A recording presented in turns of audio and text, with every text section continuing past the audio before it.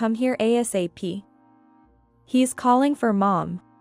I received a call from my husband saying that our 8-year-old son, Alex, had fallen from the 3rd floor of the apartment building. He was seriously injured, semi-conscious, and had been urgently taken to the hospital. There's no way I'm going. I blurted out a response impulsively. But that child is. I swallowed the words I was about to say and fell silent. Then my husband lashed out at me, saying, "What a cold-hearted woman you are. It's understandable to be thought of in such a way. But there was a deep reason for it.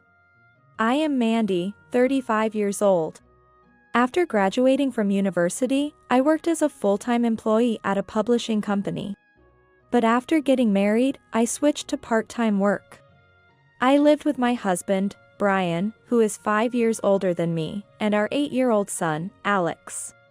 However, Brian was always busy with work, leaving all the household chores and childcare to me. Despite that, his salary was low, so the living expenses he gave me were minimal. I managed to cover our expenses with my part-time income. The most stressful part was dealing with our son, who was going through a rebellious phase.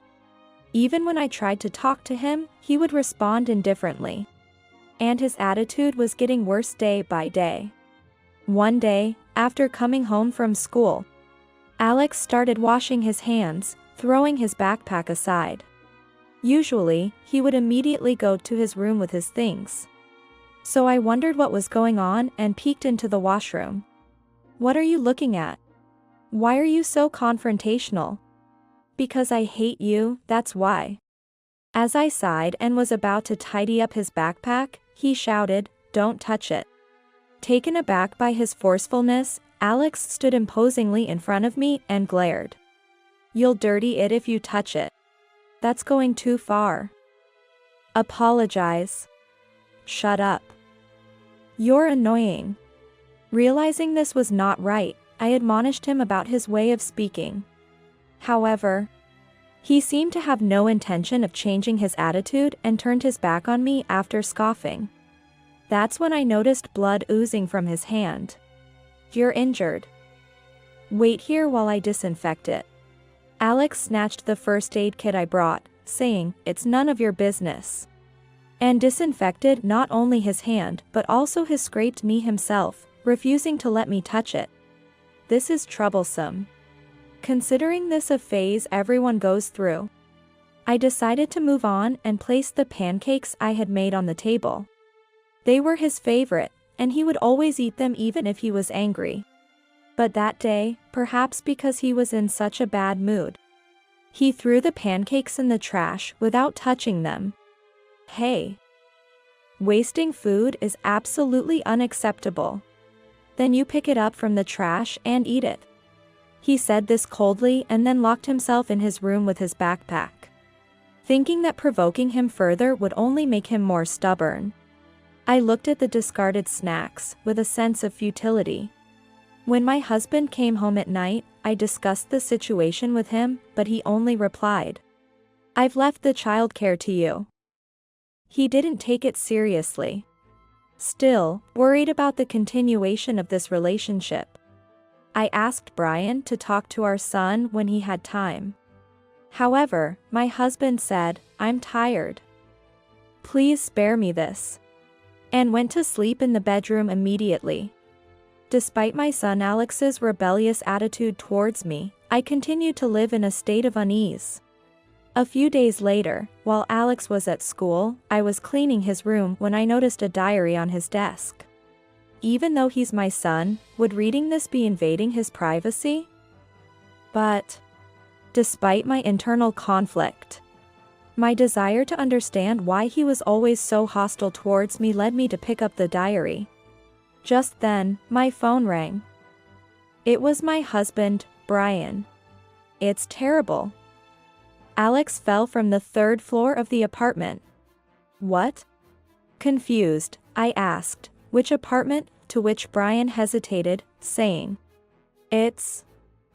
From his reaction, I had a feeling I knew which place he was talking about. "Is Alex all right?" "He's in the operating room right now. What should I do? I asked where he was, and he told me he was at the emergency center in the next town.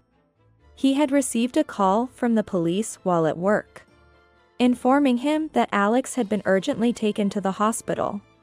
Anyway, come here ASAP. He's calling for Mom. There's no way I'm going, I replied impulsively. But that child is. Before I could say more, my husband scornfully said, "What a cold-hearted woman." It was understandable that he would say such a thing. After apologizing, I asked again about my son's condition, and learned that he was semi-conscious and seriously injured. Oh no. What should I do? Despite my panic, I immediately got into my car and rushed to the hospital. Upon arrival, I found my husband sitting despondently in the waiting room. My son had broken his arm and leg and was undergoing emergency surgery. However, according to the police, there was a flower bed where Alex fell, which cushioned his fall, allowing him to survive the impact. After being told by the doctor to prepare for the worst, I couldn't stop my tears. An hour later, waiting in front of the operating room, my son was wheeled out on a stretcher. I hurried over and spoke to him, but he weakly called out for Mom, Mom, as if delirious. When Alex was moved to the intensive care unit, the doctor told us, "His consciousness is clouded, so we cannot say anything for sure right now. We'll do everything we can." After receiving instructions for the hospital admission process from a nurse, my husband urged me to go home to get our insurance card. Once home, I remembered Alex's diary and decided to look inside, where I found writings about how he disliked me and the reasons why. So that's why he was so cold towards me. However, I knew I couldn't judge everything based on Alex's diary alone, since my husband had said he would contact me if anything happened. I went into Brian's room to look for something and found his old mobile phone. After charging it and turning it on, I exclaimed in surprise, "What?"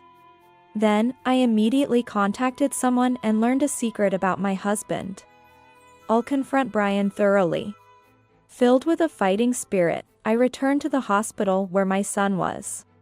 There, I found my husband in the waiting room, calculating something on a calculator. "Sorry to keep you waiting. How is Alex?" Brian, puzzled, asked, "Huh? He hasn't woken up yet." "Wait, why is Jane with you?" I contacted her and went to pick her up. The person I had contacted was Jane, Alex's biological mother. It seems Alex was calling for her when he said, "Mom." Alex was Brian's child from a previous relationship, and we had only been remarried for a year. After briefly explaining the situation, the nurse quickly assisted us, leading Jane and me to my son. Brian, looking anxious, followed us. As we approached Alex's room, Jane hurried towards him. Jane tightly gripped Alex's hand, tears streaming down her face, and cried out, "Mom is here. Please wake up. If I could take your place, I would. I don't live in that apartment anymore." I didn't know. In fact, the apartment where Alex fell was the place where he used to live with Brian and Jane when they were married. When I asked Brian which apartment it was, his hesitation made it clear to me. According to the police's explanation at the hospital, Alex had tried to climb from the first floor to the third floor using the balcony. He had gone to visit Jane, but since the front door was not open, he took such action. The thought of him going to such lengths to meet his biological mother brought tears to my cheeks again. However, Brian grabbed Jane's shoulder tightly and glared at her sharply. "After having an affair, you have the nerve to show up here. I told you, that was a misunderstanding. In the end, your promiscuous behavior was recognized, and I won custody of Alex. Just admit it." Listening silently, I felt a rush of heat through my body, and shook off Brian's hand from Jane's shoulder. Then, grabbing his hand, I left the intensive care unit, leaving only Jane behind. You told me the reason for our divorce was Jane's affair, right? But you told Alex a different story, didn't you? Brian, as if telling me to be quiet, raised his eyebrows and tried to silence me. Realizing that Brian would not tell the truth, I showed him our son's diary. It was written that I had an affair with Brian and took him away from Jane. Moreover, it was noted that Alex had heard this directly from Brian. From Alex's perspective, it was easier to harbor anger towards me, whom he was told was the other woman. I finally understand why Alex dislikes me so much. It was all because of you. We met after you divorced, right? I couldn't tell him that Jane had an affair. It would only hurt Alex. Oh, I found emails on your old phone. You asked a friend to seduce Jane. And I know that friend eventually turned you down. Brian was cheating with another woman at the time, and had even gone into debt to buy her expensive gifts. After being abandoned by that woman and left with the debt, Brian fabricated the story of Jane's affair to divorce her and claim compensation. This fact is undeniable since you asked your friend in an email. I also found Jane's contact information from this phone. Try to make an excuse if you can, and I shoved the phone in his face. Clearly, he turned pale and panicked. You were the one who fabricated Jane's affair. The photo you saved on your phone is clearly a composite. Are you trying to frame me? I worked as a photographer for a publishing company. It's obvious at a glance. The neck position is slightly off because you just pasted a face onto it. Pointing at the part, Brian started sweating. To an amateur, it might not be noticeable, but it was clear to a professional photographer like me. So what does that mean? Give custody of Alex to Jane? Brian refused, shaking his head, claiming it was absurd. You only took custody of Alex for the child support money. You still have debts, don't you?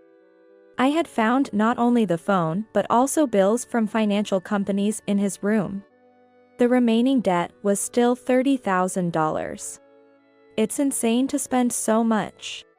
She said she wanted a Birkin, and I couldn't say no. Oh, really?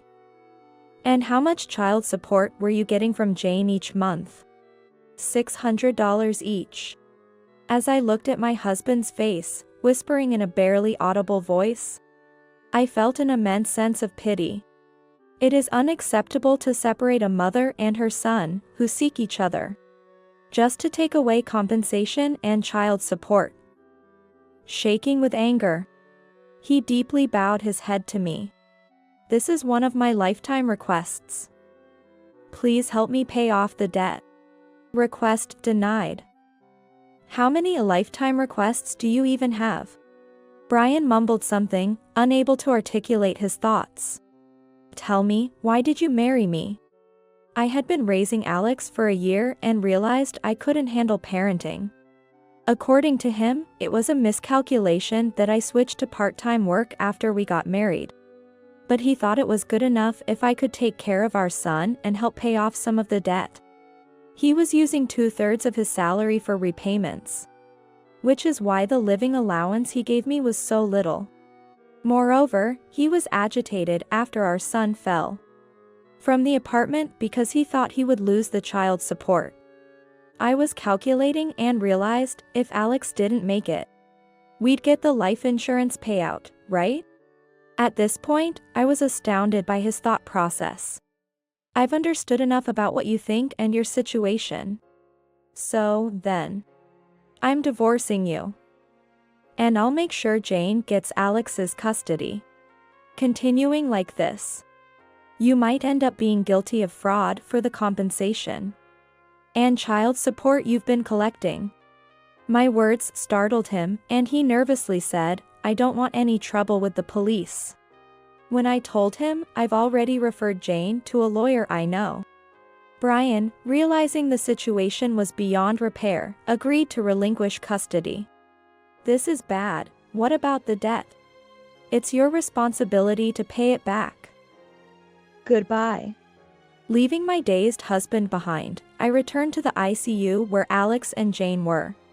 At that moment, I asked the nurse to prevent Brian from entering the room as Alex would dislike it.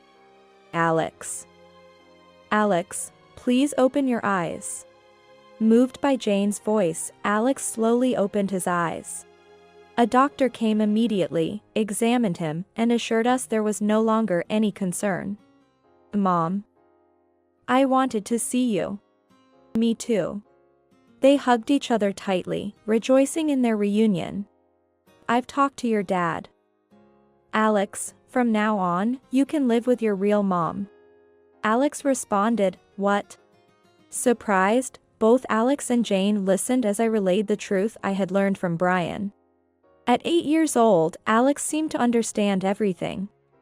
Thank you. I was mistaken. That's okay. But your mistake was climbing the apartment balcony. Don't do anything dangerous again. I won't. I promise. Watching Alex smile broadly back at me, I felt he could finally grasp happiness. Jane caressed Alex's cheek lovingly, her face wet with tears of joy. Thank you so much. I don't know how to express my gratitude. I've been terrible to you, sorry. And thank you. Moved by my son's words, I burst into tears. I'm passing the baton to Jane as the mother.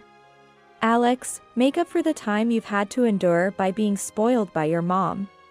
Although it was hard to part with Alex, whom I had considered my son for a year, it was best for them to be together. I handed Jane Alex's health insurance card and stepped out of the room. Ignoring my husband still in a daze in the hallway, I left the hospital. I officially divorced him and demanded $20,000 in compensation. Jane also claimed $35,000 for the compensation and child support she had paid to Brian. To pay these amounts, he borrowed money from high-interest lenders.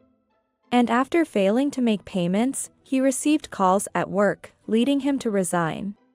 Now, he works in lodging provided by a finance company to repay his debts. His life will be difficult, but it's all his doing. Later, Jane informed me she had regained custody and was living with her son. I returned to full-time work, enjoying my job freely. Recently, my photography has been getting attention, bringing me joyful days.